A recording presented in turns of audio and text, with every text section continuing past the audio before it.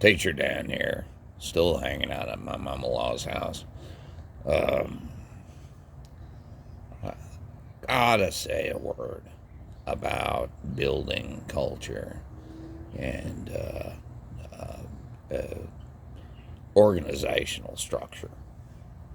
So, uh, you know, in my school, a very weird dynamic has arose uh, where the office secretaries are playing the role of administrators. Now, that's something I'd never seen before in all my years, all my time in schools. Never seen secretaries playing the role of administration. That is something new for me.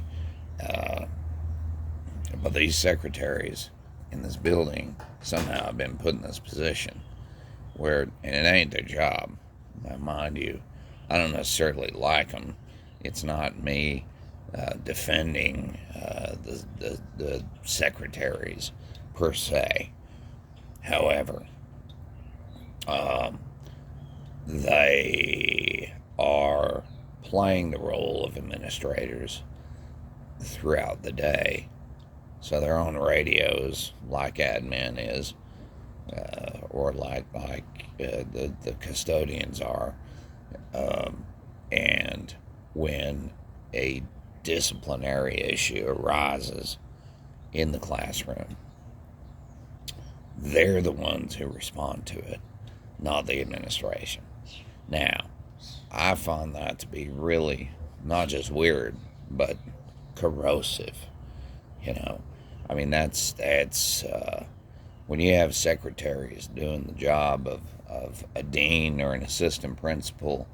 Well, you got a problem because they don't have the experience or the knowledge or the training to respond to discipline issues. They don't know what they're doing, and that happens on the routine basis in my school. It's happened numerous times. In fact, virtually every time I've had a discipline issue to the point where a student was so defiant and so disruptive that I had to call the office and say, I need this student out of my classroom. It's always been a secretary who comes and fetches that student out of my classroom. Always. And that is real weird. That's a real weird situation where the secretary is, well, I mean, ultimately, I would come down to it. Secretary has more authority than I do with that student. Student won't comply with me, but they'll comply with the secretary. And that's setting things up for a very, very unfortunate and negative kind of environment for teachers, because a teacher is supposed to be the person in authority in that room. you know that's our job. And so secretaries, now secretaries are important. They got an important job. you know Our job is to run the building, basically. I mean,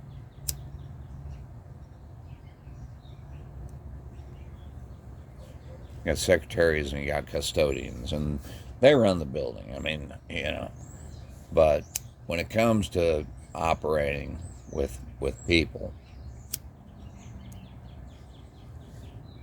that ain't their job, other than being the forward-facing interactions. When people come to the building, visit or call or whatever. I mean, money, right? The financial secretary handles the money. I mean, that's their job, right? Our job is not. It is not to come to classrooms and respond to discipline issues. And that is what has been happening at my school, is the secretaries respond to discipline issues. They don't have the training, they don't have the knowledge, they don't know what they're doing. That's not their wheelhouse, you know. That's not secretarial work. That's administrative work. And administrators don't handle it. Instead, they got secretaries responding to things. And I'm going, what's going on here? And the thing is, yeah, the students, they'll respond to the secretaries, right? They'll do what they're told by them because they view them somehow as being administration. And that means there's a breakdown in organizational structure. Now, if you want to learn about organizational structure, go and read Bolman Deal, and that'll tell you about, how organizations are structured and how those structures operate and so on. And one of my favorite parts about Bolman Deal, actually, and it really stuck with me, this is one of the few books that I read in principal school that it really stuck with me, was, and I hate to extol the virtues of special forces because I hate the military and I hate militant shit, but Bolman Deal does use as a case study Special Forces unit, and they talk about how they have a flexible organizational structure. Now, I believe in that. I agree with that. At times they're what you would call a network structure, where you have various individuals or small groups who are operating, like independently, and then they coordinate somehow.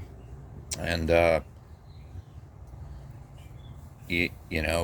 it's kind of like you can picture like a bubble map type of deal, where you got different groups of people doing their own job, right? It's like a network, and they do their own job, and they're all kind of connecting as a bunch of groups